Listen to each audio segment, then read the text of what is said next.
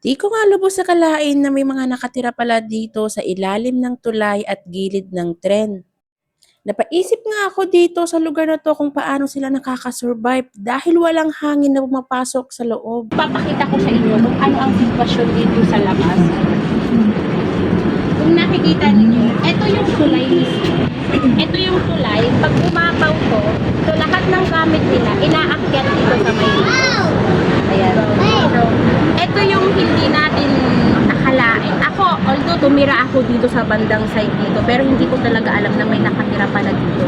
Ngayon ko lang talaga nalaman na may mga kababayan pala tayong nakatira sa mga ilalim ng tulay. Paano? Nakaka-survive kami sa may bili ng tuyo. Ano Makaraos kami sa maghapon. Ano po yung hanap buhay niyo? Ay, nasa duro. Anong lagan? Magkano po ang kita ng isang lagan sa isang Sa maghapon po, 500. 500? Pinakamataas na po. Kasi di ba lang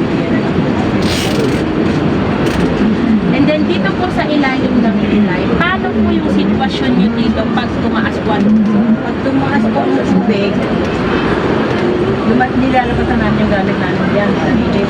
Dito po sa kahit po pag may mga type, paano po yung sitwasyon dito pag may type? Grabe po. Malabas talaga kami dahil magululog kami dito. So inaakyat po talaga ito. Inaakyat po ng tubig. Nung nakaraan lang, hanggang dyan ang tubig. Nung nakaraan po ng baha dito. Hanggang dyan ang tubig. Lumagay ko lang.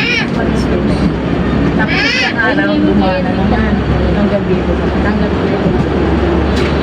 Pag mga ganitong bahay, saan po kayo naglalagay or nag-i-stay pag nag-i-evacuate po? Mabait po yung barangay dyan mga pinaka-aakit dyan. Dito na po kayo. Pagka pinaka-aakit kayo dyan. Yung building dyan. Pagka may pating tambakan doon ng mga materyales. So ayun guys, ganito ang sitwasyon nila dito sa may tulay. So ayun Nay, thank you po sa pag-interview Thank sa you inyo. po. Thank you po. So ayun guys, dito tayo mag-i-start, bahay-bahay tayo. Salamat Yan, po. kung nakikita nyo si ate, bigyan natin. Ngayon papasukin natin dito.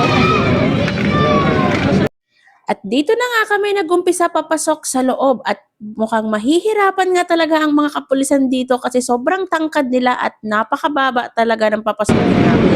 Parang sa amin lang, sa Tondo, ma'am, sa Dagupan. Habang papasok na kami, ito nagtaka na kami kasi bakit naman namin pasikip ang Ayan nyo guys, yung sitwasyon dito, ang sikip po. Imagine niyo kung paano nga ba talaga sila nakakasurvive. Seryoso ba to? Bakit ba to? Ma'am, mas masikip pa sa amin sa Dagupan. Pakabilang ibayo sa amin.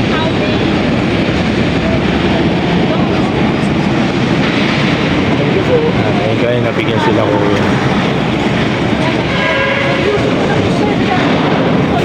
Ma'am, dandaan ma'am. Sa ilalim kami ng tulay talaga guys. Ayan guys. Dali be, nasa likod ako.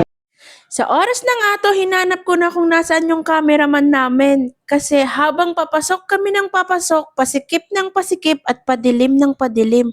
Kaya kailangan ko rin ng ilaw. Buwis buhay talaga ang pagpasok namin dito. Kung nakikita ninyo, halos nakayuko na kami lahat. This is for you, dog. Akin na isa. Thank you. Katabi. So ayun guys, kung nakikita nyo, namimigay kami dito sa may ilalim ng tulay. Ayan, nakikita nyo dito. Dito kami sa may ilalim ng tulay para mamigay tayo ng konting tulong sa kanila. Eto dito meron. Gebe.